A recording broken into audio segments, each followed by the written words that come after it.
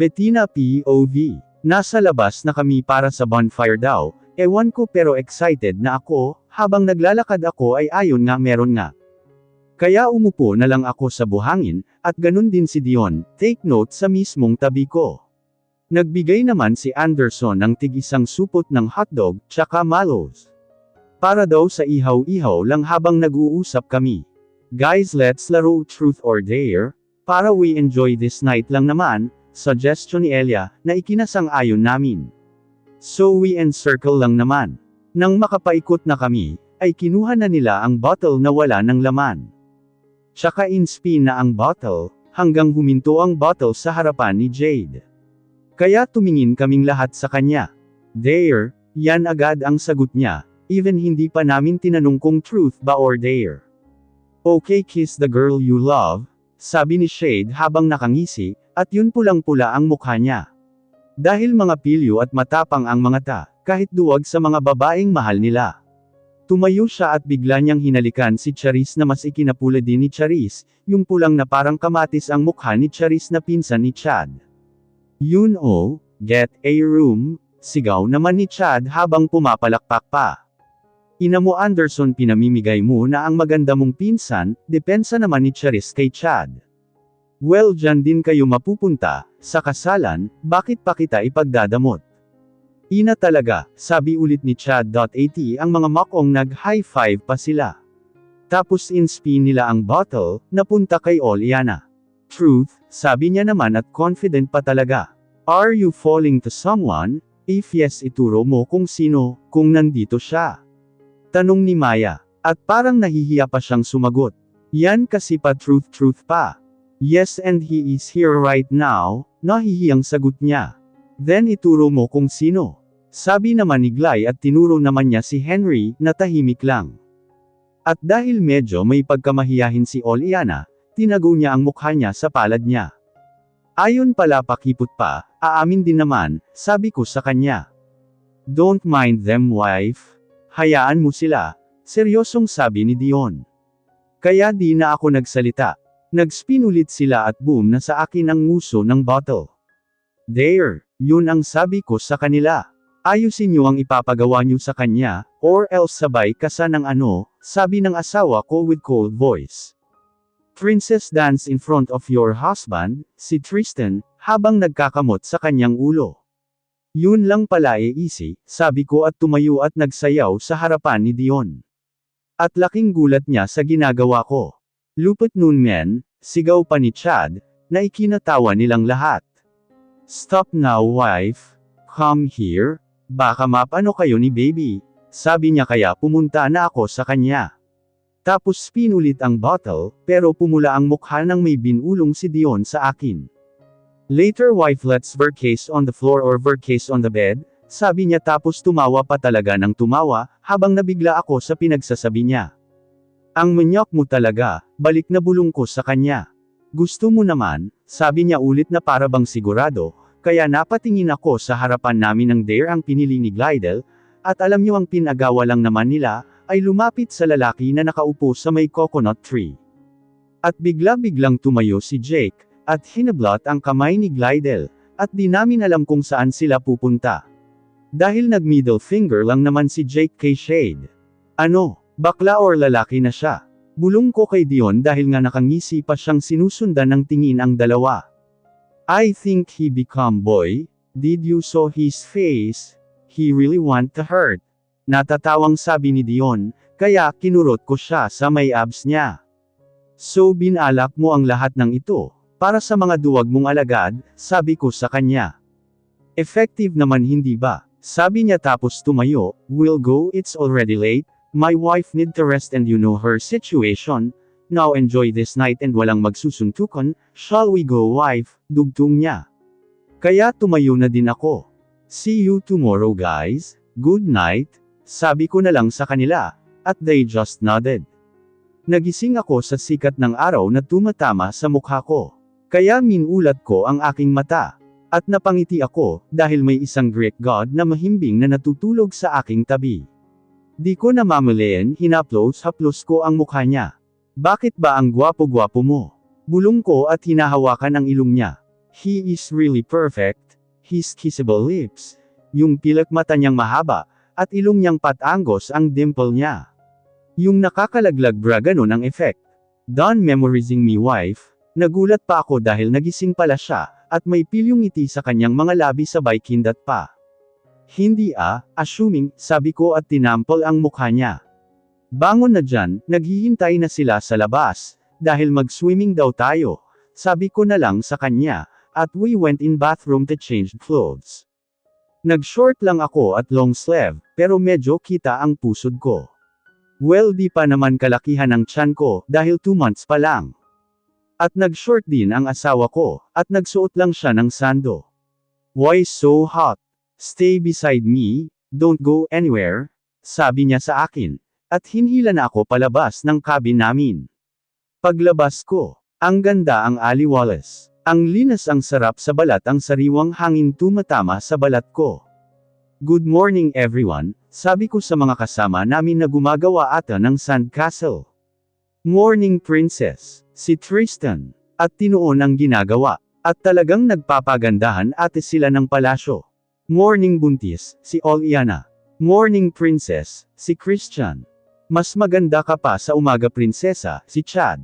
At binatukan lang naman siya ni Dion, at natatawa na lang siya sa ginawa sa kanya ng asawa ko.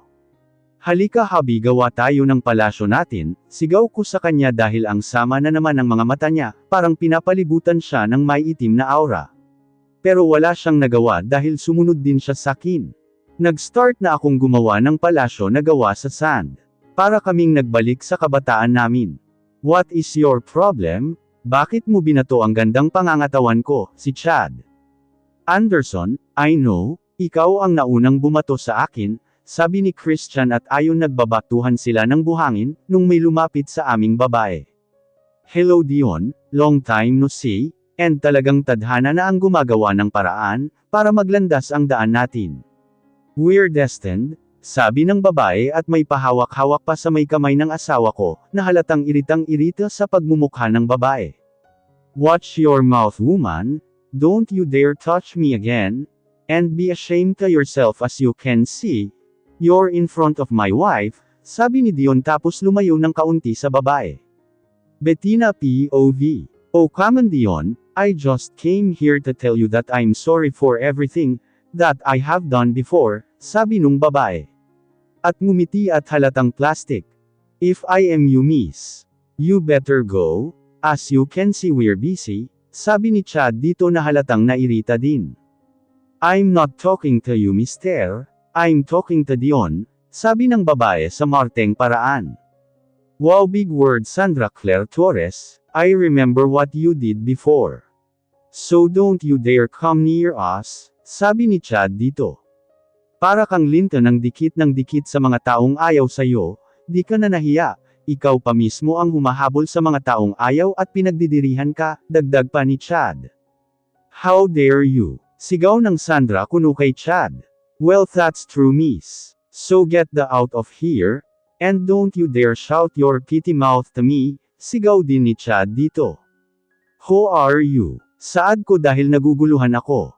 Who are me? Well I'm Dion first love, and who are you? Sagot ng Sandra sa akin, pero bakit parang hindi ako nagulat? Wow! Big word! Enikatiting di ka tinuonan ng tingin, kumbaga you seduced him 9 years ago. Sarcastic naman na sabi ni Christian, habang naglalakad palapit dito. You seduce him, pero hindi man lang tumalab, di ka na nahiya sa katawan mong ubod ng kapokpokan, yan si Tristan, oo lalaki pa ang lumalait-lait sa kaharap namin ngayon. I've remember the day you removed your shirt in front of us, sabi din ni Shade. Nagulat na lang ako nang may yamakap sa likod ko. Calm down wife, don't mind her, sabi ni Dion. Kaya nakikinig na lang ako sa mga pinagsasabi ng mga makong nata. Who is she hubby? Tanong ko sa kanya. She's belong in cornoid organ as our enemies, you know what patay na patay sa akin, sabi ni Dion habang nakayakap pa rin sa akin. Did she touch you? Tanong ko ulit sa kanya. If I say yes wife, what should you do? Saad niya with mapanghamong boses. Well mister I'm the daughter of Lord Ferrer. I will do whatever I want, sabi ko na naituloy ang sinasabi ko, dahil tumawa lang ang asawa ko. What are you laughing at? Sarcastic na sabi ko sa kanya. Nothing wifey, but the truth she touched me the way she touched me in front of you, sabi niya sa akin, kaya lahat na siguro ng dugo sa katawan ko, ay napunta sa mukha ko dahil sa galit. Ba't galit ang mga yan? Tanong ko sa kanya, sabay turo ang mga alagad niya, dahil sila ang nakikipagdebate sa pokpok na babae sa harapan namin. Hoy babae, kilala mo ba ang kinakalaban mo? Si Jade. Don't you dare touch that girl in front of Dion, did you know her ha? Do you know her? Si Henry. How dare you? Ano ang karapatan yung pigilan ako sa binabalak ko? The itchy girl said. Well, we care about you, not about her, sabi ni Chad with smirk. Di ako natatakot sa babaeng yun, sino ba siya sa akala niya, santo? Don't me mga duwag, sabi ng itchy girl. You want to know who am I miss? Itchy girl, sigaw ko sa kanya, dahil medyo malayo kami sa kanila. She just nodded and smirked. You really want to know me ha? I glared at her and ngumiti ng nakakaloko. Paktay tayo dyan, si Chad. Pinipigilan ka namin, pero ayaw mang makinig, si Henry. Sabi na nga ba si Shade. At least we did our best, si Jade. Bruha ka kasi, si Glidel. Show nga ka kasi, si Maya. At marami pa silang sinabi, at pinagsiklop ko ang kamay ko at kamay ni Dion, papunta sa harapan niya. I'm not tall, I'm not short but normal. I smile at her with death glared. Are you ready to know who am I which? Sabi ko sa kanya nung makalapit ako. Yeah, and I know, you're just a low-class ordinary girl, sabi niya with confident tone pa. Well, as they said don't judge the book by its cover isn't it? Sabi ko naman sa kanya. Princess calm down, si Tristan.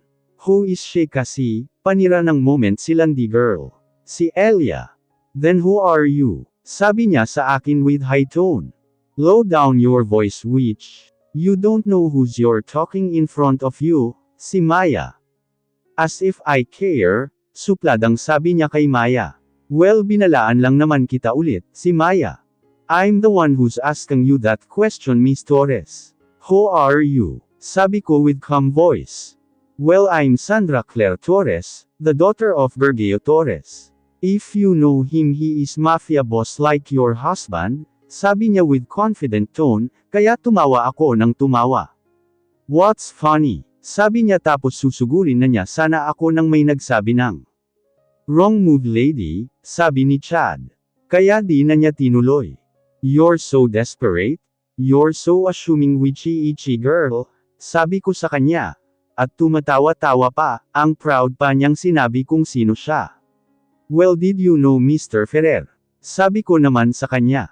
Of course, he is my dad friends, and I'm sure in one click of my hand he's the one who ruined your life, sabi naman niya sa akin na ikinilang ko. Lady you're so funny, you don't even know who's you're talking right now, si Chad, such a witch, si Maya. My goodness woman, si Christian. Thank you for your threat, but I think your life will be ruined in just second, sabi ko naman sa kanya. That's my girl, si Dion. Oh really I'm scared, sarcastic na sabi niya sa akin. Well, you should be scared woman, si Henry. That cheap girl, no it's no, sabi niya ulit kaya hindi na ako nakapagtimpi. You really want to know me Miss Torres? Sabi ko sa kanya. Of course cheap girl, sabi niya with nakakalokong ngiti. I'm Bettina Ferrer Gibson, wife of Dion Gibson, the Princess of Lighting Organization, or should I say the Queen. The most standing and the most powerful organization in mafia world. I'm the one and only heiress and the daughter of Lord Ezekiel Ferrer, and if you don't believe me I have marked the sign that I'm the Princess of Lighting. Sabi ko sa kanya with proud and confident face. What? You need to explain this to me later Bebs, si Oliana. Yeah I will, sabi ko sa kanya, tapos tumingin ulit kay Sandra, na namumutla sa takot at kaba. Binalaan na kasi, di pa nagpati nagpusa, hindi naniniwala sa ganitong mukha, si Chad. Siya nga, si Jake. Oh, now you know what you're talking to. What will be the feedback you have then? Miss Torres, sabi ko sa kanya, kasi di siya makapaniwala sa sinabi ko. Are you sure that you're Princess Bettina, the girl that I met when you're still baby? Let me see your mark in your tummy. Natatarantang sabi niya. No problem, sabi ko tapos kinalas ang pagkakatali ng long sleeve ko, at ipinakita ang mark sa baba ng pusod ko, ang tiyan ko na may umbok na. At ang reaksyon ay lumaki ng lumaki, na para bang hindi makapaniwala sa nalaman niya, at ang mga makong ayon natatawang bumalik. Pero sumigaw si Chad ng, "Wrong move, you're died, see you when I see you." At tumingin naman siya, dahil ang daming tauhan na nakapaligid sa amin.